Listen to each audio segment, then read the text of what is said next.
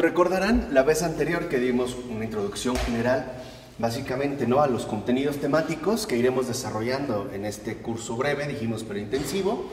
El punto central consiste en que seamos capaces de recuperar de nuevo el realismo, ¿no? Ese es, digamos, como el punto central, es que volvamos a recuperar el realismo, que nos volvamos realmente a comprometer con la realidad.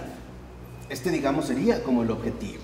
Ahora, para poder comprometernos de nuevo con la realidad, tenemos sobre todo que lograr superar un modelo epistemológico que se ha establecido, al menos hasta este momento, como una referencia casi indudable dentro de Occidente. ¿A qué me refiero? Al modelo epistemológico según Descartes. O sea, para que nosotros podamos realmente volver a encontrarnos con la aportación significativa de la realidad, tenemos justamente que superar la distorsión que Descartes ha realizado, sobre todo con respecto al conocimiento. Esto es, digamos, como el primer punto central que nosotros queremos, en efecto, ir desarrollando. Esto es, digamos, como la parte fundamental. ¿Por qué? Porque Descartes da comienzo, de hecho, a un modelo, ¿no? O sea, con Descartes inicia un modelo muy particular que intenta, sobre todo, definir aquello que nosotros podemos llamar precisamente conocimiento. No obstante, el modelo cartesiano que nos habla del conocimiento está basado, sobre todo, como podremos ir viendo poco a poco, en una profunda distorsión.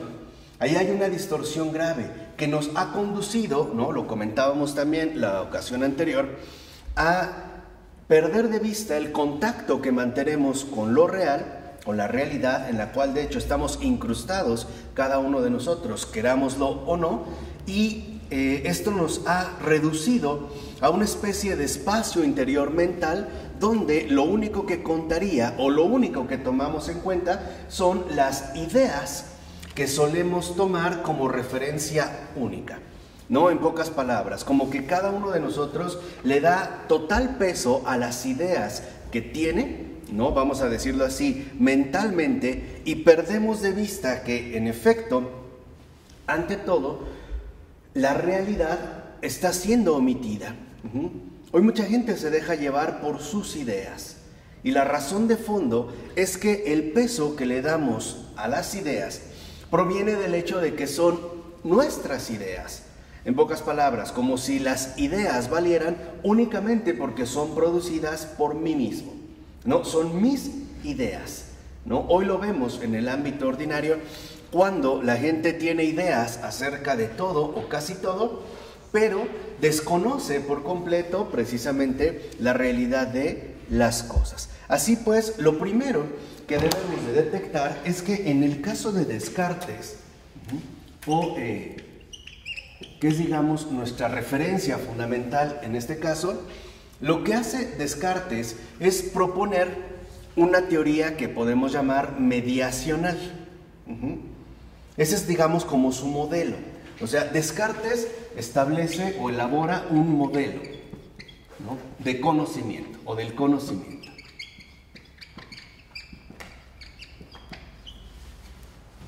Este es, digamos, como el primer punto. Descartes va a elaborar o pretende elaborar precisamente un modelo acerca del conocimiento. Este modelo nos quiere decir, o según Descartes, quiere más bien describir cómo es que operativamente se forma el conocimiento. El modelo de cómo conocimiento. O sea, un modelo, ¿no?, del conocimiento en su sentido operativo, ¿no? Cómo nosotros, de acuerdo con Descartes, adquirimos el conocimiento. Para ello, la imagen que propone Descartes es precisamente la imagen mediacional. ¿Qué se supone esto? Que para Descartes, para hablar del conocimiento, en el modelo que él desarrolla, hay, por así decirlo, tres factores involucrados. Por un lado, hay una realidad externa.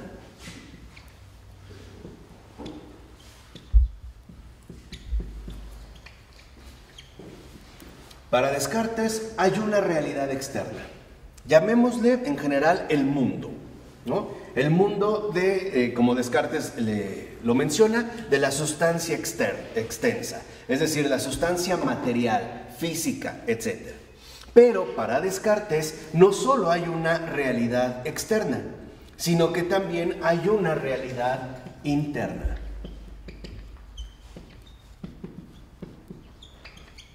O, si lo quieren ver así, de esta manera, también hay una realidad mental. Entonces, lo que Descartes sugiere en un primer momento es que esta realidad interna o mental es justamente la que hace representaciones de la realidad externa a través de lo que nosotros llamamos ideas. En esto consiste justamente la mediación de Descartes. Para Descartes, la realidad interna o mental, nuestra mente, es justo la que produce ideas. Y las ideas son representaciones de las cosas. Si lo ven, ya no son las cosas mismas. Son, en este caso, las ideas que tenemos, de acuerdo con Descartes, son representaciones de las cosas. Aquí empieza, digamos, ya a tomar forma lo que Descartes conocerá justamente como la teoría mediacional. De hecho, en una de sus cartas, por ejemplo, Descartes afirma que él, está convencido de que lo único que se puede conocer es aquello de lo cual nos hemos formado una idea. Este es, digamos, como el primer paso de Descartes. Dice, por ejemplo, vuelvo a repetir, que lo único que nosotros podemos conocer es aquello de lo cual nos hemos formado una representación. O bien, en este caso, vamos a decirlo así, una idea. Esto sugiere que en Descartes se establece de entrada un particular dualismo. En primer lugar, para Descartes hay algo exterior y otra cosa por completo diferente que es interior. Está, si lo quieren ver así, el mundo exterior y la mente interior. Y para Descartes, el conocimiento radica en esta dimensión interior, vamos a decirlo así, dentro, fuera. ¿No? Hay dos cosas o dos mundos totalmente distintos, o dos sustancias, como él le dice en su teoría. Entonces, las ideas, en pocas palabras, son las representaciones mentales que nosotros nos hacemos acerca de las cosas. Entonces, para Descartes, el conocimiento está dentro de nosotros, está en nuestra mente, es decir, en las respectivas ideas que cada uno de nosotros se ha ido formando. Entonces, para Descartes, lo fundamental es que el conocimiento es algo, en pocas palabras, mental. Por eso va a decir Descartes que solo a través de las ideas es que nosotros podemos, precisamente, conocer las cosas. Es el único camino, de acuerdo con Descartes, o el único camino que él va a ir en ese sentido planteando. En pocas palabras, ¿qué es el conocimiento en Descartes? Estados internos de la mente. Eso es el conocimiento. Las ideas que nosotros tenemos internamente, es decir, mentalmente. ¿Vamos? Este sería, digamos, como el planteamiento así, muy resumido, de la propuesta cartesiana. Esto significa, y ahora lo vemos, que entonces para nosotros el conocimiento está en la mente. O, si lo quieren ver de esta manera, que el conocimiento está dentro de nosotros. Cuando tú le preguntas, por ejemplo, a una persona ¿qué conoce acerca de algo? Lo que hace, siguiendo el modelo cartesiano, es hablarte de las ideas que se ha formado acerca de tal o cual cosa, o bien acerca de tal o cual persona, ¿no? En pocas palabras, el conocimiento sería algo así como estos estados mentales internos que nosotros poseemos y que nos ofrecen una determinada representación de las cosas. Pues al gusto. Digamos que sí, al gusto, o sea, cada quien se lo va a formar interiormente. ¿no? Lo fundamental es que, de acuerdo con Descartes, esto es, digamos, el modelo operativo del conocimiento. De hecho, para nosotros es como solemos entender el conocimiento. O sea, si a una persona, por lo menos en Occidente, le preguntas ¿qué significa conocer?, lo más probable es que responda que conocer significa las ideas que uno se hace al respecto de algo, ¿no? Al respecto de determinadas cosas. O sea, ¿qué ideas nosotros tenemos con respecto a la realidad que supuestamente estamos intentando conocer? Entonces, Descartes considera que hay dos ámbitos completamente diferentes: la realidad externa, el mundo, y el sujeto que conoce el mundo. Entonces, esta es la mediación. Para Descartes, en pocas palabras, el conocimiento solo se da a través de o por medio de ideas. El sujeto, ¿no?, que fabrica o que produce precisamente las ideas. Este es, digamos, el modelo básico en el cual nosotros seguimos operando hoy en día. ¿Vamos? El conocimiento es interno. El conocimiento se reduce precisamente a las ideas que nosotros formamos o conformamos precisamente acerca de las cosas, o bien con respecto a las cosas. Entonces, significa esto que en Descartes las representaciones de las cosas no son más que puras ideas mentales. Son puras interiorizaciones.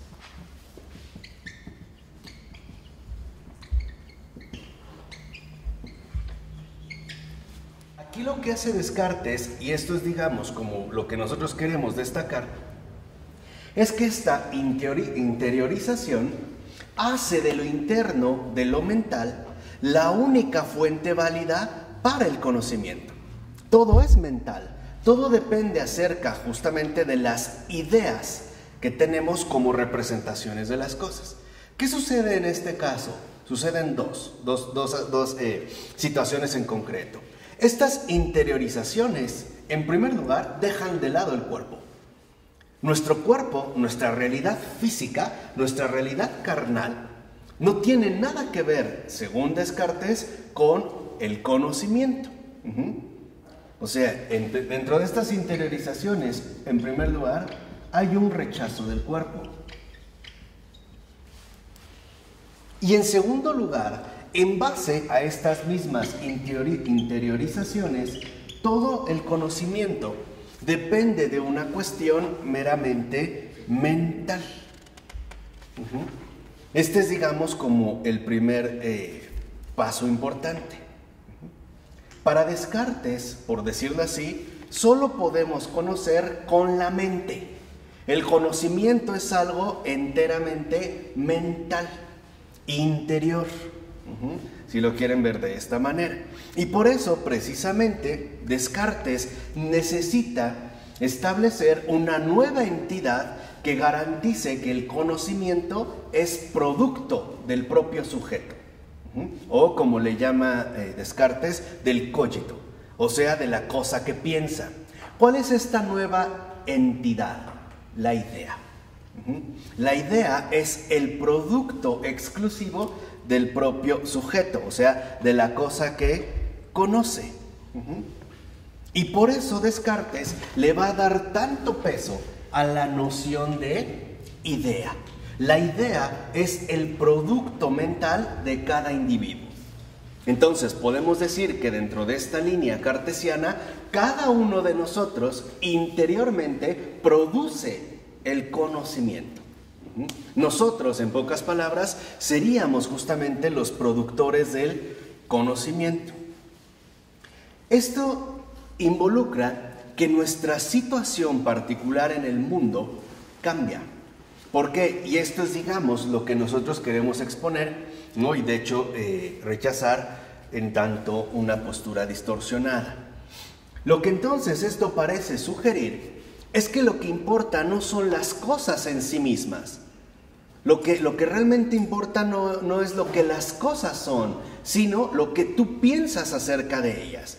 Y así operamos nosotros. Por eso dijimos que se trata de una cuestión operativa. Hoy para nosotros, como buenos herederos de Descartes, es decir, como buenos herederos de los modernos, lo primario es qué idea tengo acerca de.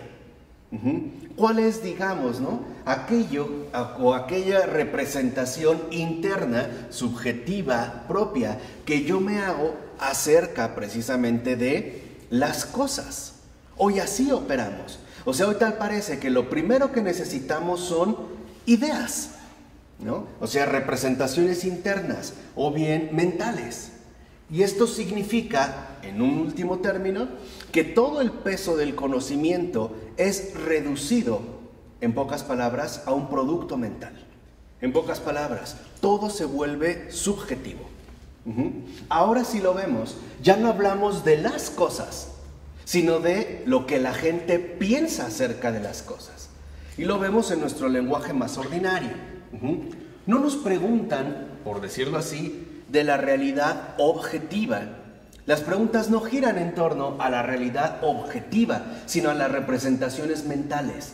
Cuando alguien te pregunta qué opinión tienes o qué piensas acerca de, lo que en realidad parece sugerir es qué ideas nos hemos formado cada uno de nosotros. Y a esto es precisamente a lo que le damos peso, a las ideas que cada uno de nosotros posee. Esto significa que entonces la autoridad en el conocimiento no es la realidad, sino el productor de ideas, que Descartes, vuelvo a repetir, le da el nombre de cogito. El cogito es una cosa que piensa, porque no está algo, digamos, enteramente personalizado.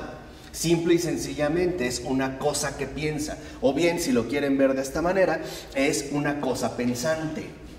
Esto significa que nosotros, en efecto, nos hemos vuelto super fans de lo mental, de aquello que está dentro de nosotros. Queremos formarnos ideas. De hecho, si lo ven, por ejemplo, las teorías más contemporáneas acerca de la realidad del universo, lo que nos transmiten es eso, ideas. Hay una idea, ¿no? Hay un planteamiento, si lo quieren ver así, enteramente subjetivo. ¿Por qué? Porque esto significa que nosotros distinguimos claramente entre lo físico y lo no físico. Establecemos con Descartes este dualismo donde aceptamos que existen cosas corporales, materiales, pero al mismo tiempo existen otras no corporales ni materiales, o sea, carentes de extensión en el lenguaje cartesiano, y por lo tanto que son no físicas. La teoría de la evolución, ¿dónde entra aquí? Es justo el desarrollo de una idea, un modo de representarse las cosas. Esto lo que quiero que vean, y es como el punto central, por eso lo vamos como abordando poco a poco o entretejiendo poco a poco, es que hoy este dualismo cartesiano nos ha hecho perder de vista lo real y favorecer, o mejor dicho, entronizar únicamente lo mental. Ahora lo importante es qué pensamos acerca de cualquier cosa y no qué es esa cosa. En pocas palabras, a partir de este modelo cartesiano que esperamos aquí hacer polvo, prácticamente, ¿no? Con Charles Taylor, Herbert Dreyfus, ¿no? Aquí el punto está en que para nosotros ya es indiscutible la distinción mental-físico, o físico-no físico. La distinción mental o interior, físico-exterior.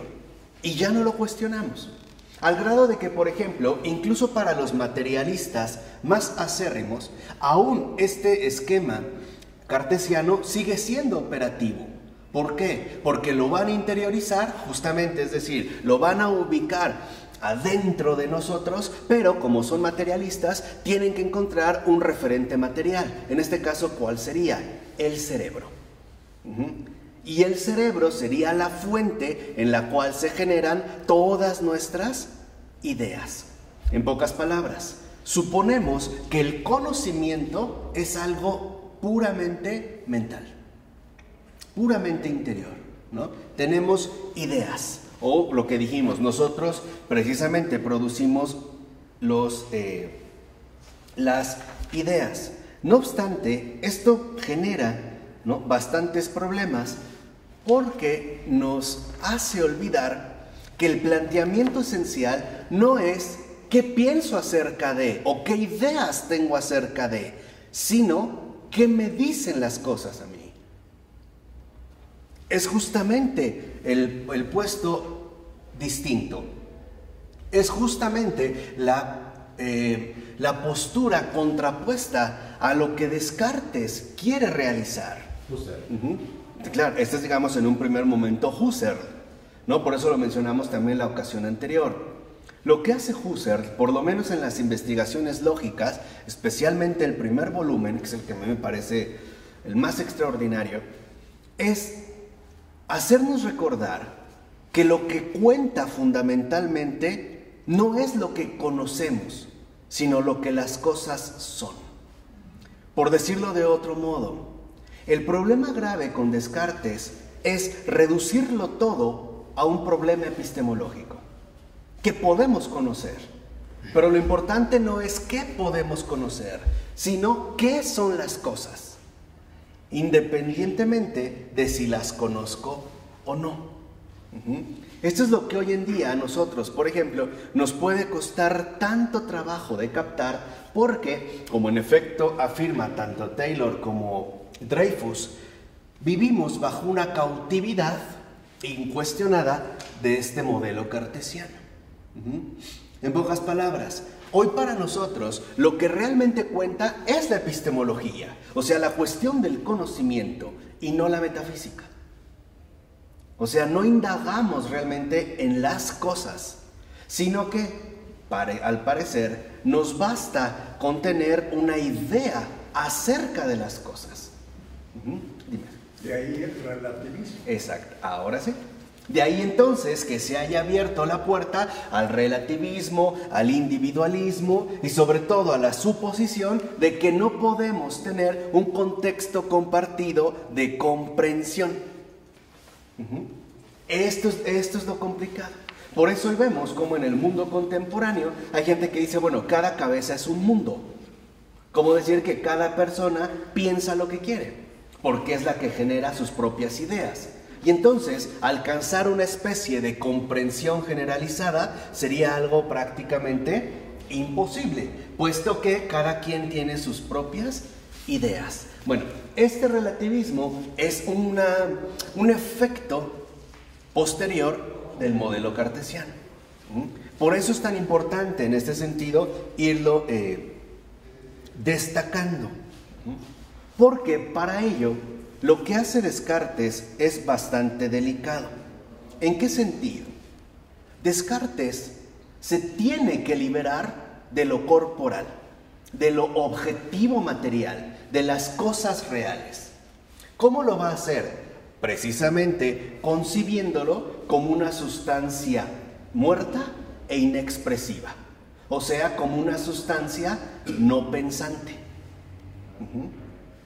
De tal manera que entonces, para Descartes, este mundo objetivo queda, en pocas palabras, desacreditado.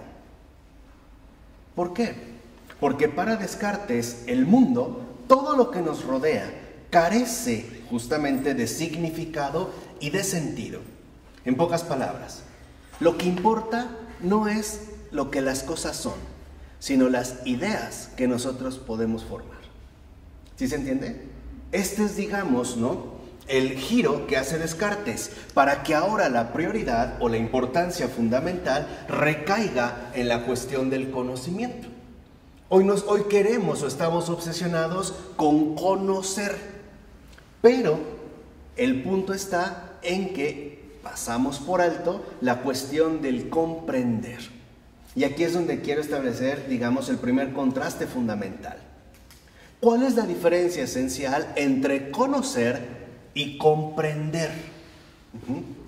Comprender significa estar abierto a lo que la realidad me ofrece. Eso es comprender.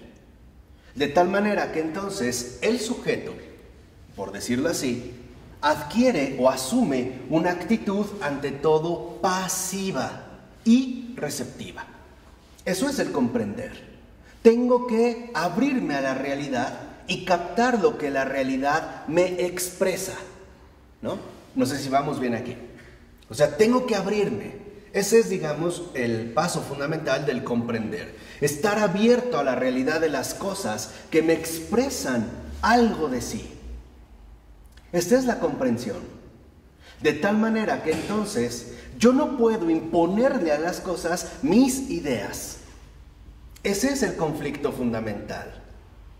Claro, tener ideas es algo importante en nuestra condición humana, sí. Es parte de nuestra actividad intelectual, pero aquí el detalle radica en que las ideas no sean imposiciones, o mejor o peor aún, falseamientos de la realidad que me expresa su condición. Este, digamos, sería como el primer aspecto. Para que yo realmente pueda conocer algo, tengo que comprender. Tengo que comprender que la cosa, en pocas palabras, no puede ser sustituida por mis ideas. No podemos llevar a cabo un acto ilegítimo de sustitución. Por muchas ideas, por ejemplo, que tengamos acerca de algo, las ideas no sustituyen a las cosas. Y esto es algo primordial, ¿no? Hoy podemos tener muchas ideas, por ejemplo, acerca, no sé, del progreso económico. O tenemos ideas acerca del mejor tipo de alimentación. Sí, pero lo importante no son qué ideas tenemos, o sea, qué pensamos acerca de. Lo importante es qué nos dice la realidad de las cosas. Y este es un punto totalmente diferente. Por eso, y si lo vemos, hoy queremos imponerle a todo nuestras respectivas ideas. Hoy siempre, incluso, empezamos por la primera persona gramatical, por el yo, que es justo lo que está haciendo en este sentido, o hacia donde nos está dirigiendo precisamente Descartes, a darle la prioridad al yo que piensa. Por eso, si lo ven, cuando a lo mejor en alguna discusión o en algún tipo de comentarios la gente opina, suele decir, bueno, en mi opinión, o sea, lo que dices, bueno, estas son mis ideas. Pueden ser discutibles, falsas o verdaderas, no importa. Lo que importa es que son mías. Eso pienso yo. Y por eso nos expresamos mucho en la primera persona gramatical, el yo. Bueno, yo pienso, yo digo, en mi opinión, yo supongo, o yo. Y este es, digamos, lo que a nosotros nos ha marcado un modelo aparentemente incuestionable, ¿no? Pensar que todo está dentro de nosotros, que el conocimiento es algo que nosotros producimos, ¿vale? Y ahí la tolerancia, que viene siendo aceptar a la persona y no necesariamente a las ideas de la persona. Claro, o sea, aquí el punto está en que nosotros, en pocas palabras, hemos confundido ideas con realidad. Eso es lo que ha sucedido. Pensamos que porque podemos generar muchas ideas, realmente estamos en contacto con las cosas. Y no es así. Es curioso, pero el método cartesiano del conocimiento más bien nos lleva al desconocimiento, a quedar hundidos en las propias ideas y a desconocer por completo la realidad de las cosas. Por eso hoy, en efecto, tenemos muchas ideas, pero no estamos comprendiendo absolutamente nada. Porque estamos hundidos en el desconocimiento. Eso es a lo que nos ha conducido el planteamiento cartesiano.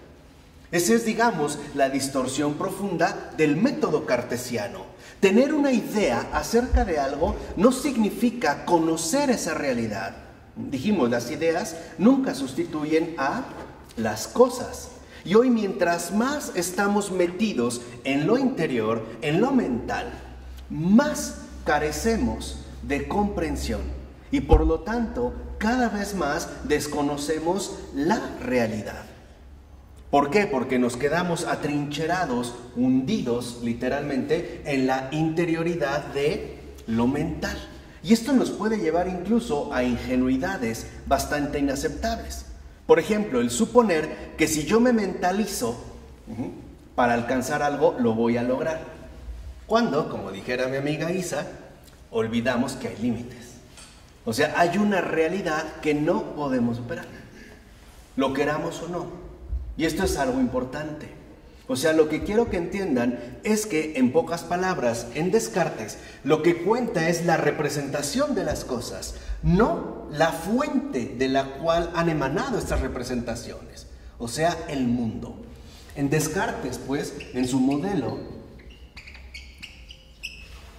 hay una ambivalencia entre el yo y el mundo. Para Descartes, lo fundamental es hacer del yo la única autoridad en todo. Entonces, lo que importa no es el mundo, sino la idea que tenemos acerca del mundo, la representación que yo puedo generar acerca del mundo en general, como, vamos a decirlo así, la totalidad de las cosas. Entonces, en Descartes, el mundo simple y sencillamente queda anulado. O sea, el punto está, y eso es lo que quiero que entiendan, vamos de una vez a desenmascarar la astucia cartesiana, ¿no? Vamos a ver en dónde está, por así decirlo, el truco cartesiano, es decir, su error. El error de Descartes, profundo, ¿no? Digamos, la fuente auténtica de su distorsión consiste en lo siguiente: ¿cómo poder deslegitimar la realidad de las cosas? ¿Cómo poder anular, vamos a decirlo así, al mundo, poniéndolo en duda, dudando de su existencia? Precisamente, como lo hace al inicio, por ejemplo, de su discurso del método, que en realidad es un método discursivo, ¿no? Son las reglas, como él también le llama en otra ocasión, para la dirección del espíritu, que en realidad lo que está haciendo Descartes es imponer al yo, al cogito, ¿no? A la cosa pensante, como el centro de todo lo demás. Entonces, para hacer ello, lo que hace Descartes es dudar del mundo, ¿no? Descartes dice: claro, puedo dudar de que esto existe, de que aquello existe, de que este es mi cuerpo. O sea, si lo ven, pone en duda todo. Pero aquí hay un punto. El error de Descartes, me parece que es su error fundamental, es que hace todo al revés. Es decir, duda de todo menos de sí mismo. No sé si me explico. Cuando justo es lo contrario. La duda, ante todo, si tiene algún lugar, es sobre uno. En pocas palabras, yo no puedo dudar de la realidad de las cosas, pero lo que sí puedo poner en duda, es más, debo poner en duda, son las ideas que yo tengo acerca de ellas. Es lo único que me permite a mí adquirir criterios incluso de corrección, o en este sentido también de mejoramiento. Lo importante no es dudar del mundo, es dudar de uno mismo. Y eso es lo que Descartes no hace. Por eso se vuelve tan atractivo, porque entonces el yo es exaltado como la única regla definitoria para todas las cosas. En pocas palabras, no me importa el mundo, dudemos del mundo, menos de nosotros mismos. Hoy este planteamiento que está en Descartes, digamos, filosóficamente desarrollado, se ha vuelto, una postura común. Hay gente que dice: a mí no me importa, eso es lo que yo pienso. Estos son los alumnos de Descartes. Justamente los que dicen: no me importan las cosas, eso es lo que yo pienso, ya esa es la idea que yo tengo. Oye, pero no sé, por ejemplo, en un ámbito ya muy concreto, pero mira, conoce a esta persona, no me interesa, yo tengo esta idea. Y qué difícil es sacar a alguien de sus ideas. De verdad es terriblemente complicado. Ojo, no porque sus ideas realmente sean destacadas, sino porque son suyas. En pocas palabras, para Descartes, y ese es el error, es que el yo se convierte en la única fuente de autoafirmación. Lo que importa es lo que yo pienso, no por los contenidos mismos del pensar, sino porque soy yo el que tiene esas ideas. No sé si me explico. En pocas palabras, ¿qué hace Descartes? Ontologiza su método. El método se vuelve una postura ontológica. Ya no es un método, ya es la ontologización del método. Ya se ha vuelto un modo de ser. Eso es lo que quiero que comprendan. Se ha vuelto un modo de ser, cuando en realidad lo fundamental, dijimos, es que si la duda tiene algún sitio, es para aplicarla sobre uno mismo. Reconocer que sí soy capaz de equivocarme con respecto a la comprensión de las cosas. De hecho, esa es la manera en la que verdaderamente avanza el conocimiento. Y para ello, justamente, hay que moverse con total sencillez, humildad y también, en este sentido, con gran honestidad. Lo que importa no es mi idea que quiera imponer sobre las cosas, sino lo que las cosas me expresan, lo que quieren, en pocas palabras, que yo capte. Esto ya nos empieza ahora, ¿no?, a permitir observar algo radical. El conocimiento no está en nosotros, está fuera de nosotros. Es justamente lo contrario a lo que supone Descartes. El conocimiento no está en nosotros. De hecho, siendo sinceros, nosotros no hacemos el conocimiento. Somos parte de su realización. Una parte. Pero nosotros no somos los hacedores del conocimiento. No somos los que producimos el conocimiento. De hecho, podemos decir que las ideas son correspondencias con respecto a la realidad que se ofrece a mí. Vamos a ponerlo de esta manera, contrariamente a lo que ha planteado en este sentido Descartes. Las ideas son correspondencias a esos ofrecimientos continuos que la realidad me da, que la realidad manifiesta. La realidad se nos ofrece, nos da siempre ofrecimientos. Y las ideas, o sea, aquí sí, el aspecto subjetivo que nosotros estamos llamados a desarrollar, deben de ser correspondencias lo más fieles posibles a la realidad de las cosas. Y esto es lo que me permite a mí, por ejemplo, establecer alguna corrección.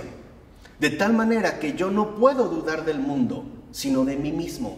Lo que debe ser puesto en duda no es la existencia de lo exterior a mí, sino el yo mismo. Esto es lo que se debe poner en duda. Justo como Descartes no lo hace, sino que ontologiza su método, lo vuelve en el criterio y medida absoluta de todas las cosas. Porque entonces lo que importa son las representaciones que yo tengo acerca de. Y básicamente las cosas se pueden ir al carajo. Es lo que hace Descartes. Todo, o sea, todo lo vemos desde el planteamiento donde dice que vamos a empezar de cero, en su curso del método, o sea, todo lo que se ha dicho no nos interesa. Ahí vemos cómo entonces el yo se convierte en fuente incluso de existencia de todos los demás. En pocas palabras, las cosas no existen. Yo las traigo a la existencia al formarle una idea que las representa. Pero entonces, si esta idea desaparece, no hay cosas, que es lo que decía Isa. Ese es el que a mí, de veras, me parece súper nefasto esos ejemplos, ¿no? Y si nadie lo escuchó, ¿existe o no existe? Porque entonces lo que se supone es que lo que importa es el yo que piensa. Si no hay un sujeto pensante, no hay una realidad externa. Esta es la conclusión radical. Si no hay alguien que piensa, entonces no hay cosas que existan. Tiene que haber una mente pensante que forme sus representaciones y que en efecto tenga ideas para que las cosas sean, o en ese sentido, para que las cosas lleguen a ser. O sea, el yo es la fuente del ser. Pienso, luego existe. Claro, exacto. Ahora vamos viendo el planteamiento cartesiano. Esto ya va a llegar a su culmen, o sea, a su máximo grado de errorización, ¿no?, cuando Descartes lo resume en su famoso y célebre dicho, cogito ergo sum, que traducido significa pienso, luego existo. Entonces, ¿qué es lo primero? El pensar. Después vendrá la existencia. Entonces, si no hay una cosa pensante, nada existe. ¿Me explico? Pero aquí hay, a su vez, dos factores que nosotros debemos de tomar en cuenta. Primero, el planteamiento que hace Descartes es meramente horizontal. ¿Qué significa esto? que para Descartes todo se da en el plano horizontal de la relación sujeto y objeto. Todo depende de eso. O sea, en pocas palabras, como si el ser estuviera dado por las representaciones de un sujeto humano. Ese es el primer planteamiento. Todo está, digamos, horizontalmente establecido. Y número 2, el hecho de hacer del yo básicamente el creador de los seres. Las ideas son lo que le dan el ser justamente a las cosas. Entonces, por eso hay personas que pueden decir, es que si yo no tengo una idea acerca de, pues no existe. Claro, no existe para ti, pero no significa que en efecto esa cosa no sea algo, lo que sea. Digamos aquí como que dentro de estos planteamientos. El punto está en que nosotros hemos asumido precisamente el modelo cartesiano del conocimiento como aquello que coloca en el centro de todo al yo y que va a llevar incluso a desconocer ¿qué? El mundo. Hoy preguntémonos algo. ¿Cuántas ideas tenemos acerca de la situación actual en la que vivimos? La pregunta es, ¿corresponde realmente con la realidad de las cosas o no? ¿Estamos objetivamente situados o estamos hundidos en la subjetividad que solo se atrinchera en la fortaleza invencible de sus propias ideas? O vamos a tratar de plantearlo en estos términos un poco más simples. Hoy, ¿no será que realmente nos es muy difícil, por el modelo cartesiano, vivir bajo la sana objetividad? Hoy nos cuesta mucho trabajo la objetividad, porque estamos apresados en la subjetividad. Hoy pensamos que basta con tener ideas para que las cosas adquieran su verdadero significado. Pensémoslo o aterricémoslo. ¿Qué sucede, por ejemplo, en el caso de la religión? Hoy a mucha gente la religión no le importa qué es. Es más, seamos sinceros. Quizá la mayoría de los que nos decimos cristianos no nos interesa quién es Jesús. Nos interesa qué ideas nos podemos hacer de Jesús. Y entonces puede ser desde el primer gran revolucionario, algo así, ¿no? Como el primer marxista antes de Marx, o el gran liberador de los derechos de los animales y de las personas, o el gran inconforme, o qué sé yo. Lo podemos hacer cualquier cosa, pero en un sentido nocional. Y esto es lo fundamental. Nosotros confundimos nocional con real. ¿Por qué? Porque hacemos de las nociones, de las ideas, de las concepciones que elaboramos acerca de las cosas, la realidad misma de las cosas. En pocas palabras, es muy diferente la idea que tengo acerca de algo con la realidad misma de ese algo. Esto es a veces precisamente lo que a nosotros nos puede llegar a confundir. Hoy nosotros nos movemos más por realidad, por ideas. Hoy como que nosotros nos movemos más, vuelvo a repetir, por ideas que por realidades. Porque estamos llamados a ver a Cristo en todo. Y aquí ya se obstaculizó. Se rompe Cristo. Claro. Y ese es el segundo punto que yo quiero destacar. Hoy vivimos bajo la pura reflexión, la especulación. Y por eso ya no vivimos la contemplación. Esta es, digamos, otra de las consecuencias graves del modelo cartesiano. Por eso hay que ir a las raíces. Por eso Descartes no puede seguir impune. Por ver, en efecto, todas las consecuencias que ha traído. ¿A qué voy? La reflexión, justo como lo indica, es reflexionar. O sea, flexionarse sobre uno mismo. Exacto, volver a mi flexión, como enroscarse, ¿no? Como enroscarse. Esto en la gimnasia se puede ver cuando se reflexionan para poder girar. Salud, Teoría. Esto entonces significa que la reflexión significa adentrarse en uno mismo. Ese es por un lado, ¿no? La reflexión. Y por lo tanto en la especulación. En ese specaolum, ¿no? que nos lleva a vernos a nosotros mismos bajo la figura especular, es decir, a la manera de un espejo. ¿Qué queremos ver en las cosas? A nosotros mismos. Ya no vemos las cosas, sino las ideas que tenemos acerca de esas ¿qué? Cosas. Eso es la especulación cartesiana. Ese es el efecto especular que generan las ideas, ¿no? Las ideas cartesianas generan precisamente, ¿no?, un efecto especular porque no vemos en las cosas más que a nosotros mismos a través de las representaciones hechas. ¿Sí vamos? ¿Vamos bien? ¿Me van siguiendo? ¿Un poquito? Y esto significa que entonces el especular nos anula la posibilidad de contemplar. Hoy por eso nosotros, en un sentido humano incluso, no somos contemplativos.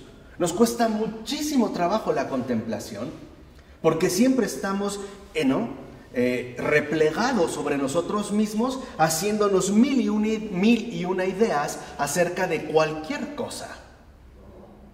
O sea, y esto nos puede llevar incluso al alarmismo bajo el cual podemos vivir hoy en el mundo contemporáneo, hasta la intranquilidad profunda del alma, debido a esta, a este estar especulando con nuestras propias ideas que de fondo carecen de fundamento. Entonces, ¿qué es lo diferente a especular? O sea, nosotros lo podemos hacer así, ¿no? Versus contemplar. ¿Qué pasa en este caso con el contemplar? Aquí la situación es muy distinta. Contemplar es disponerse a recibir lo que la realidad le manifiesta. Eso es contemplar. Disponerse a recibir lo que la realidad le manifiesta. Ese es en un sentido concreto contemplar. Por ejemplo, cuando alguien dice que va a contemplar un paisaje, no está pensando en qué está viendo en el paisaje. O sea, de hecho, podemos decir que las ideas se vuelven irrelevantes. No importa la idea. Lo que importa es lo que la realidad me manifiesta y que involucra, dijimos, una disposición a recibir. Es esta disposición a recibir la que Descartes no posee. Ahora Descartes no quiere recibir, quiere autoproducir. Al grado de que Descartes quiere producirlo absolutamente todo a partir de la cosa pensante. Y a eso, en primer lugar, se le llama ingratitud.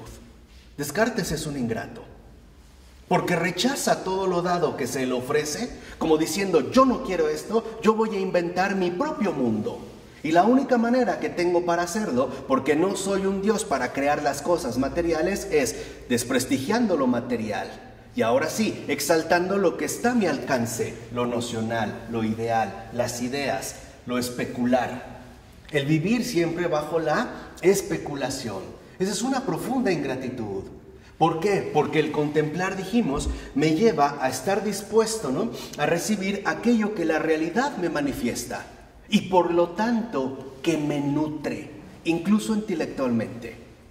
Si yo pierdo contacto con la realidad, literalmente muero de anemia, porque no hay realidad y lo único que hay son puras ideas, cuando en realidad las ideas siempre son secundarias con respecto a la realidad de las cosas. O sea, lo importante, otra vez, vuelvo a insistir, no es qué pienso acerca de las cosas, sino reconocer que las cosas son, independientemente de mí.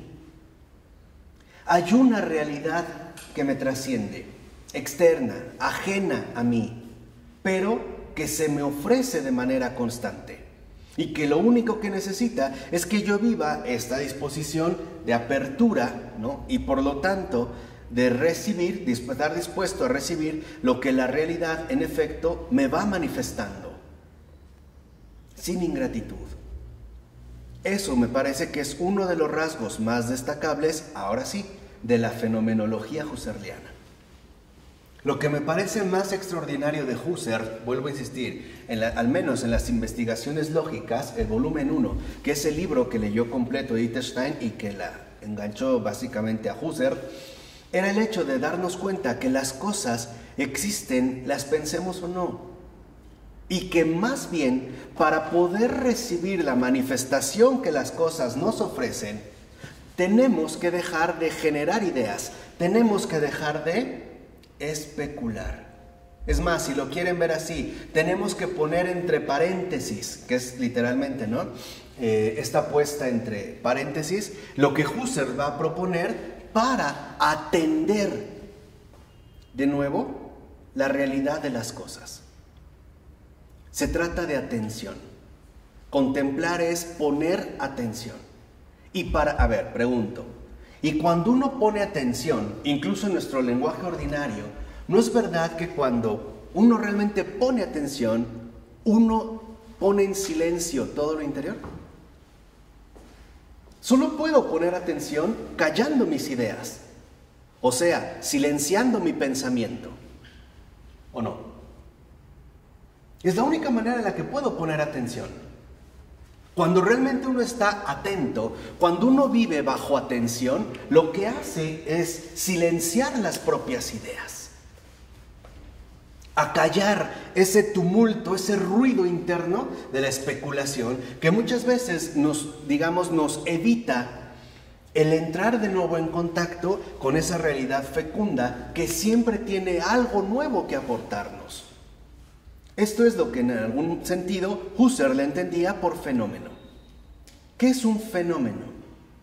Es aquello que nosotros estamos llamados a captar en sus diferentes manifestaciones, que de hecho son inagotables.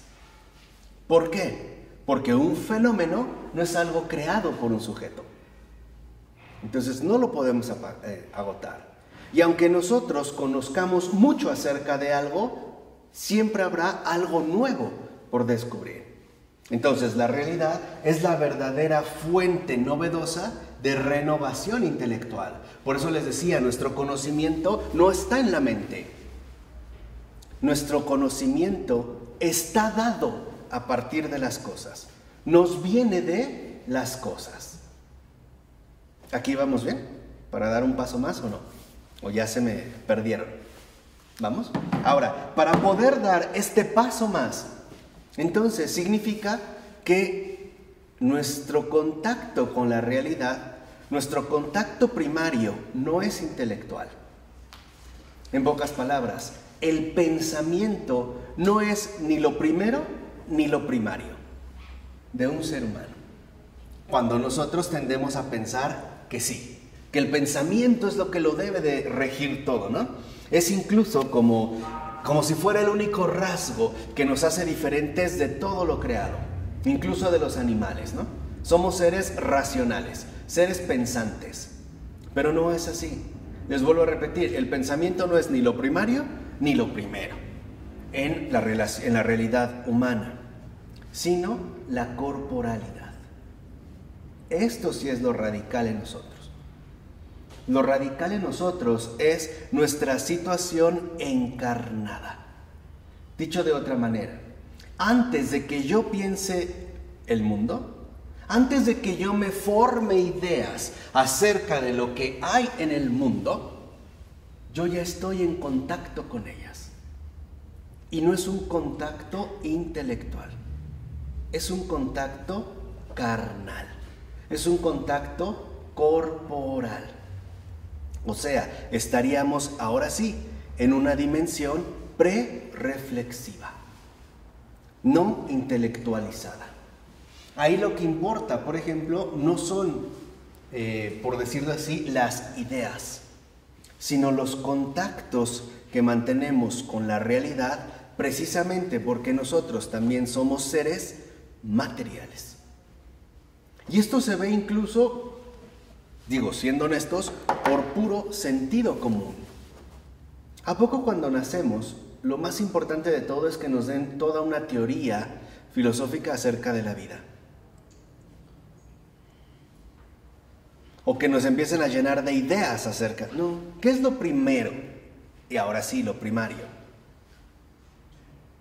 Las sensaciones. ¿No es el contacto? El entrar en contacto con ese mundo, que me toquen literalmente, ¿no? Que me sostengan, que me den estas experiencias fundamentales a partir de las cuales, ahora sí, yo pueda elaborar mis ideas posteriormente, pero no por anticipado. Por eso para nosotros lo fundamental es el contacto, no el pensamiento. Esa es también parte de la distorsión terrible de Descartes. Poner en primer lugar al pensamiento y no al contacto vivo. Dicho de otra manera, nosotros somos seres corporales entre una realidad igualmente que corporal. Antes, por así decirlo, antes de pensar acerca del mundo, yo ya estoy incrustado en el mundo. Esa es, por ejemplo, la línea que en efecto Charles Taylor busca desarrollar en este texto junto a Hubert Dreyfus para recuperar el realismo. En pocas palabras, no hay mediación. No hay algo que nos separe o que más bien busque mediar entre lo exterior y lo interior. Lo que hay es el término filosófico que utiliza Taylor, es contacto. O sea, encuentro inmediato entre el mundo y nosotros, entre las cosas y nosotros. Antes de pensar, ya estamos en contacto con las cosas. Incluso para poder pensar acerca del mundo, yo ya estoy incrustado en el mundo, físicamente. O sea, yo ya estoy con una experiencia materialmente concreta. Antes de pensar, el pensar no es lo primero, es, en pocas palabras, nuestra encarnación. Eso es lo primario. Eso sí. El problema es que hay muchos mundos. No hay un solo mundo para todo el mundo. Ok, vamos a ver aquí. Eso es lo uno que podría suponer. Hay muchos mundos. El punto está en que aunque haya muchos mundos, en el que vivimos es uno. Por lo menos humanamente. No, lo que decimos los pedagogos es que hay muchas tecnologías. Ok, pero hay un mundo. O sea, a lo que refiero no solo como una forma de vida organizada. No, o sea, hay un mundo. Por eso hablamos de un universo, Sobre este podemos hablar la suposición de que hubiera otros miles de universos o millones. Como por ejemplo Stephen Hawking sostuvo, ¿no?, en su libro acerca de la teoría general del tiempo, ¿no? O sea, digamos sobre el tiempo. Decir que él sostiene que los agujeros negros son finalmente, ¿no?, los verdaderos orígenes del universo. Y como en el universo hay millones de agujeros negros, entonces la consecuencia lógica es que hay millones de universos. El punto está en que aún para hablar de esos otros universos, lo hago de este. O sea, del mundo en el cual estamos todos y cada uno de nosotros. Ahora, ¿sí me explico, Sergio? En pocas palabras, todos compartimos una base común. El mundo tal y como es. O si lo quieren ver de esta manera, la creación, tal y como es. Esto es lo fundamental. De aquí podemos especular, podemos hacernos una idea de otras formas de vida, de otros universos, de otros mundos, de acuerdo. Pero entendamos que esas ideas provienen de un mismo sustento en común: el mundo. Para hablar de otros mundos, yo tengo que haber estado primero, ¿en dónde? En este mundo. Ahora sí. Esto, digamos, es primordial porque nos permite ver que el modelo cartesiano, no es necesariamente acorde con la verdad y tampoco es la única norma operativa para comprender las cosas. O sea, en este sentido, para vivir con realismo. Hay algo, en efecto, que se puede llamar teoría del contacto y que es lo que ellos quieren, en efecto, proponer y hacernos entender que hay, vamos a decirlo así, algo dado de inmediato. O vamos a decirlo de otra manera. Nosotros no necesitamos pensar para existir. Ya existimos. Y existimos no como una idea, sino como una realidad concreta, es decir, como una realidad encarnada. O si lo quieren ver de esta manera, como una realidad física. No es casual que a los primeros cristianos se les llamara con desprecio los físicos. Que hoy vamos a ver cómo es en una misma línea lo que parece seguir precisamente en el mundo contemporáneo, bajo otros planteamientos, pero la base es idéntica. A los primeros cristianos con desprecio se les llamaba los físicos, porque en efecto ellos consideraban y sostenían que nuestra realidad es una realidad completa, es una realidad concreta, en la cual incluso nuestra dignidad, si se acuerdan ayer de la segunda lectura de San Pablo, ¿no?, consiste en la redención de nuestros cuerpos. En pocas palabras, no somos ideas, somos realidades concretas, palpables, físicas, materiales. O sea, la materia no es nada negativo, al contrario, es justo la fuente positiva de concreción. O si lo quieren ver también de esta manera, la materia es aquello que nos libra del engaño. Las cosas son así. La materia ya está ahí. Nos libra del engaño. Aquí podemos fantasear y mucho, podemos hacernos mil y una ideas. Pero las cosas ya están ahí. Por ejemplo, yo puedo hacerme mil y una ideas acerca de otros mundos, pero para eso ya tuve que haber aprendido a vivir en este mundo. Puedo pensar que hay seres que vuelan. Sí, pero yo ya estuve en este mundo caminando con 2 pies. ¿Sí me explico? Partimos ya de algo. Aquí vamos bien. En este primer, digamos, como avance. Entonces es fundamental que nosotros nos demos cuenta precisamente cómo el hecho de ser físicos o materiales no significa ser ingenuos, sino al contrario, realistas. Partamos por la concreción de lo material.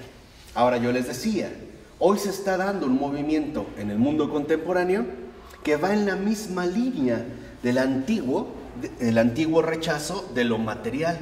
Nada más que hoy ya no lo vemos bajo altas teorías filosóficas de especulación, no, sino bajo el dominio cada vez más extendido de la virtualidad. ¿Cierto o no?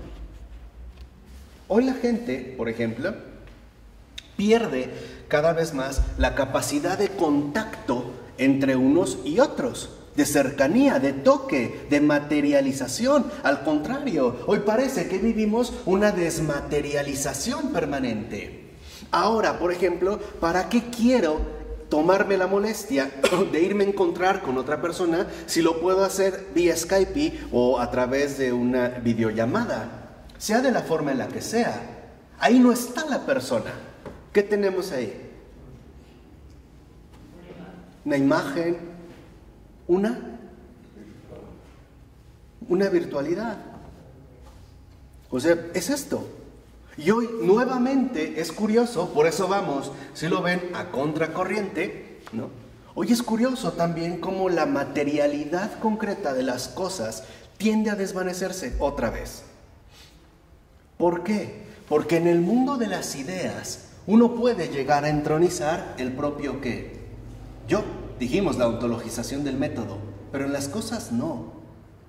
O sea, ante las cosas nos topamos con un límite claro y preciso. Yo no soy el creador de esto. Puedo pensar lo que se me dé la gana, pero la cosa está ahí.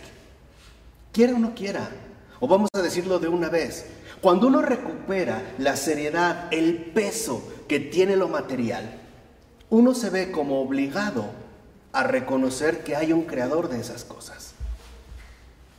Si anulamos las cosas, entonces no. Podemos llegar a suponer que nosotros somos esa fuente, ¿no?, de la cual emana incluso la existencia de las cosas. Pero ante las realidades concretamente materiales, no hay. ¿Quién ha inventado algo material? Es más, hoy se utiliza otro truco en el mundo contemporáneo. Hoy por eso no se habla de materia, sino de ¿qué? ¿Se han dado cuenta o no? ¿O siguen dormidos en el sueño cartesiano? No se habla de materia, se habla de materiales. O sea, producciones sintéticamente elaboradas. ¿Ejemplo?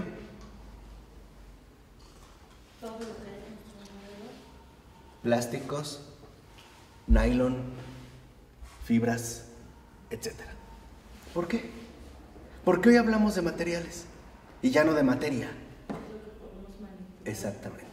Porque los materiales, otra vez, serán adjudicados a la habilidad y omnipotencia del yo. La materia no. Podemos crear sustitutos plásticos. Por eso si lo ven, hoy no es nada raro darnos cuenta cómo vivimos bajo la era del polímero, ¿no? Los polímeros, que incluso se utilizan a veces como bases, por lo menos incorporadas a la elaboración de alimentos. Hay quesos plásticos, ¿no? ¿Sí? ¿Sí está bien? Sí, hecho a base de estos polímeros. Hay unos quesos, especialmente estos amarillos, ¿no? El queso amarillo que se quema, o sea, como una cera. Están llenas de cerámidas. Muchas frutas también tienen estos polímeros y de ahí adquieren justamente ese brillo precioso que nosotros nos resulta como tan atractivo. ¿Han visto una manzana real? Eso es lo que quiero que vean. ¿Han visto una manzana real? ¿A poco es brillosa? Para nada, ¿eh? ¿Cómo es? Opaca. Como porosa. ¿Tiene imperfecciones o no? Sí. Pero eso es lo que le da su sello de realidad. En cambio, las manzanas preciosas, enormes, brillosas, ¿son realmente reales?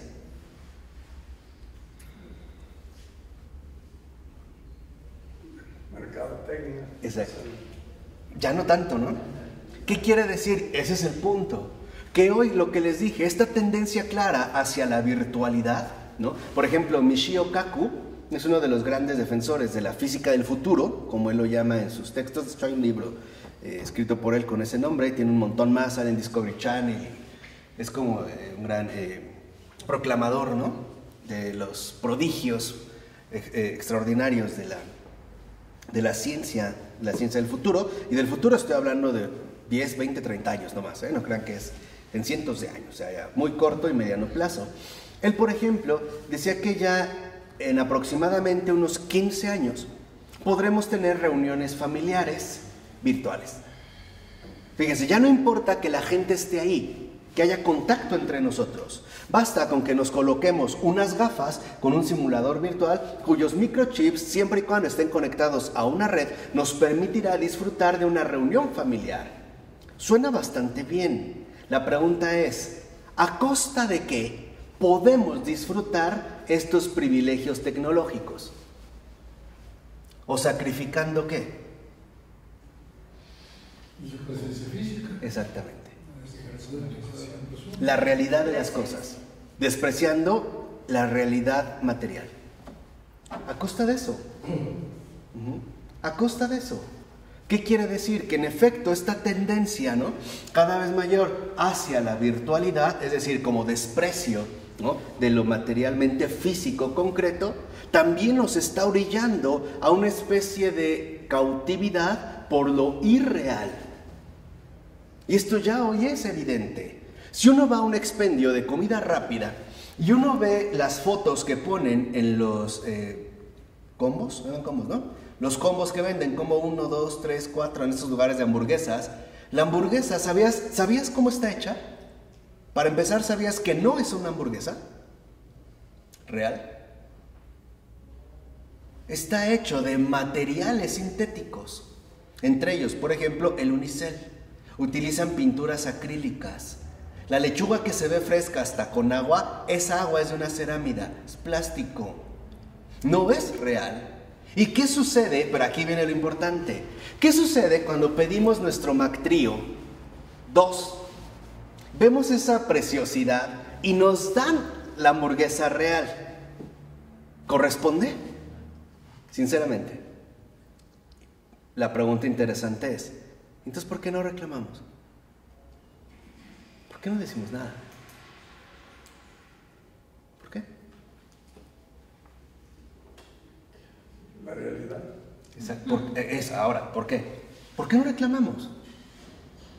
Aquí es lo que quiero que saquen ya hoy las conclusiones, que es a lo que nos llevó, es que no sé hablar francés, pero Monsieur,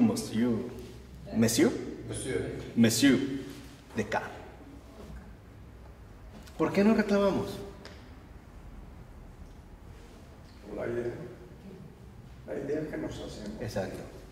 Porque para nosotros lo que cuenta es la idea. La realidad ha quedado desprestigiada, al grado de que para la mayoría de los contemporáneos lo real es despreciable. Hay que generarnos una idea que nos resulte plenamente satisfactoria. En pocas palabras, hoy de fondo hay un profundo desprecio hacia lo real, hacia la realidad misma de las cosas. Y esto lo vemos desde la alteración drástica del cuerpo humano a través de las múltiples cirugías para alcanzar una perfección, hasta, por ejemplo, la manipulación de alimentos que nos conducen literalmente, ¿no?, a un desconocimiento de las cosas. Prueben una lechuga de súper. No sabe. ¿Se han dado cuenta? No sabe. Literalmente no sabe a nada. Prueben una lechuga de campo.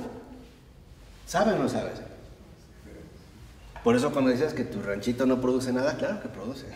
Por eso los aderezos. Claro. Por eso vamos... Ahora, esos aderezos, ¿sabes lo que quiero que entiendan? Esos aderezos son sabores artificiales.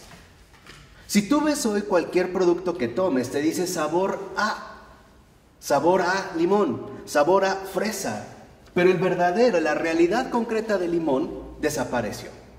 Todo se ha vuelto, en pocas palabras, artificial. Este es de los defectos más graves y por los cuales denunciamos el modelo del conocimiento cartesiano. Porque entonces, al rechazar la realidad del mundo, el yo se va a producir sus propias fantasías. Nada más que en términos filosóficos se oye mejor decirles ideas. Cada quien se va a figurar, ¿no?, literalmente, ¿no?, en su capacidad pensante, sus propias, ¿qué?, ideas. Por eso es tan fundamental que nosotros aprendamos de nuevo a dejar de pensar. Y volvamos de nuevo ¿a qué? A contemplar. La contemplación nos lleva a la adquisición fiel de la manifestación de las cosas. Y de hecho no es definitiva. Esta recepción fiel de la manifestación de las cosas no es definitiva. Siempre será algo incrementado. ¿Por qué? Porque la realidad de las cosas creadas son mantenidas en su ser por su mismo creador. Y esto es lo que siempre nos va a revelar cada vez mayores, más grandes y mejores aspectos de estas cosas, al grado de que el conocimiento siempre es algo cooperativo, nunca es solitario. Y el conocimiento no solo es continuo, también es discontinuo. Por ejemplo, yo pude considerar un aspecto de una cosa de tal manera, pero quizá llega alguien a corregir otro aspecto, y vamos incrementando. Y esto es digamos así, por así decirlo, el verdadero conocimiento es un patrimonio común. Es un patrimonio común. No es algo exclusivo de un sujeto que piensa. Esta noción también idealizada del yo es un gesto en común. De tal manera que para contemplar, entonces lo que uno requiere es fidelidad a la realidad de cada cosa.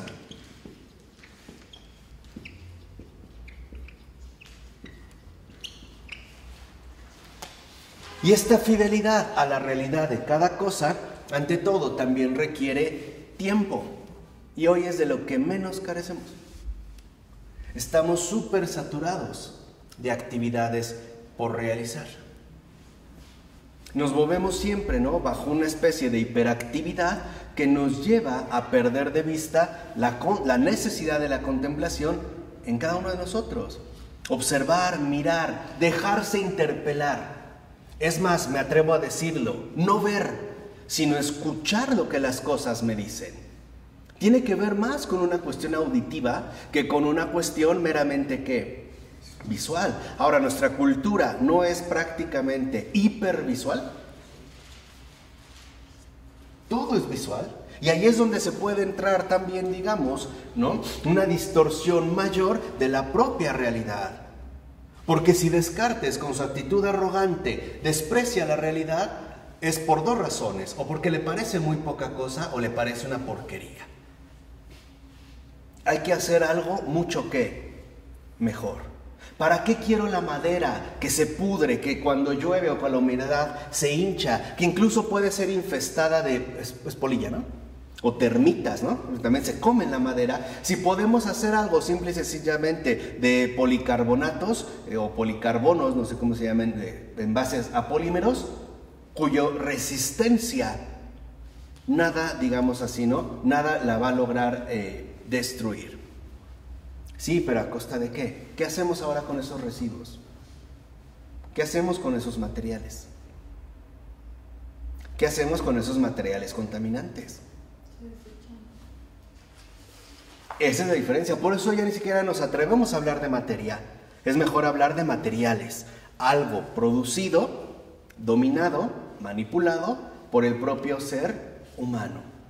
Por eso es tan fundamental, me parece, esta advertencia que nos hace Charles Taylor y Hubert Dreyfus de recuperar el realismo a través de ponernos de nuevo en contacto con lo real. En su contacto real. Por favor, no es posible. A finales del año pasado, a un grupo de primaria del país les hicieron una serie de preguntas a los niños. Una de ellas era, ¿de dónde vienen las lechugas? ¿Sí? Y dijeron, del súper. ¿Cómo que del súper? ¿Sí? En el súper. Uno va y de ahí la toma. Eso es lo que quiero que entiendan. Hoy, curiosamente, estamos llamados a proteger la realidad tal y como es. A custodiar la realidad de las cosas. A no dejar que la realidad pierda su dignidad con sustitutos elaborados, pero en el fondo irreales. Esto es, digamos, como una de las grandes y profundas labores que hoy tenemos enfrente. Recuperar la realidad de las cosas. Pensemos en otro caso. Si uno ve, sinceramente, una de estas supermujeres que aparecen en las revistas para caballeros, ¿no? Maxim, H, Playboy, y uno realmente se lo toma en serio, o sea, vamos a tomarle la palabra a esta falsedad y decir, yo quiero una mujer así, me subo al metro, me deprimo. Sí, claro, me doy un tiro. Ahora, el problema es que me enojo con las demás mujeres horribles, deformes, gordas, viejas, que no están así. ¿Sí se dan cuenta de lo que quiero expresar? La realidad. Exactamente. Pero el punto es que para nosotros nos seduce lo irreal. Somos seducidos por la mentira. Y ya sabemos quién es el padre de toda mentira, de toda falsedad.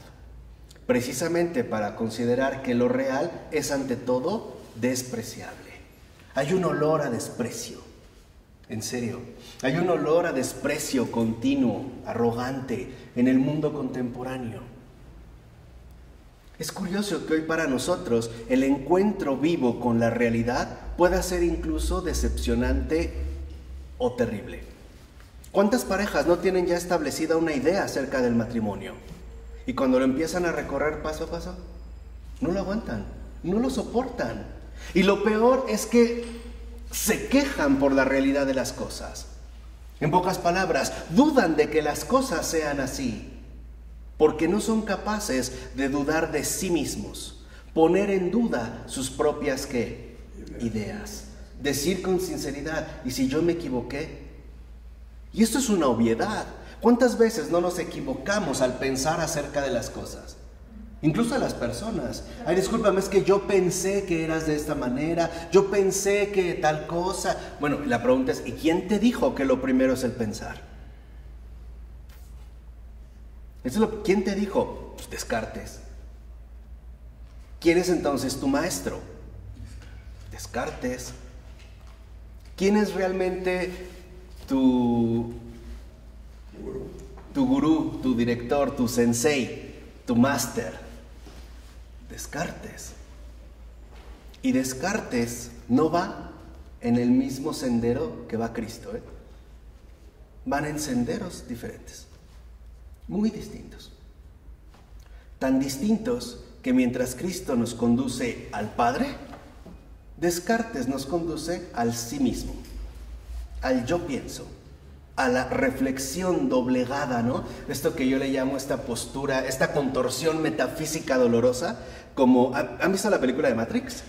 Cuando se aventan para atrás, así yo lo veo así como esta distorsión metafísica que se dobla y se quiere enroscar sobre uno mismo. Estamos hablando de situaciones distintas. Por eso, ojalá podamos nosotros volver a contemplar y experimentar el gozo que emana de la realidad creada, tal y como es, así como es. No dejarnos llevar por estos engaños que en último término, en serio, están siendo terriblemente destructivos, incluso para las relaciones humanas, incluso para el desprecio de las cosas. Hoy básicamente todo es sintético, artificial, virtual. ¿Y dónde queda la realidad de las cosas? ¿Por qué? Este es como un razonamiento muy básico. Conducirnos al desprecio de las cosas es de fondo, y ese es verdaderamente el veneno, es de fondo promover el odio al creador de esas cosas. Despreciar el mundo es odiar al creador de este mundo. Y entonces sí, van a aparecer justamente los pseudocreadores de mundos alternativos. Llámese virtuales, sintéticos, pero a final de cuentas inhumanos, sea de la forma que sea. ¿De acuerdo? Dejemos para la siguiente ocasión, ahora sí, la teoría del contacto que Taylor va desarrollando. En nombre del Padre, del Hijo y del Espíritu Santo.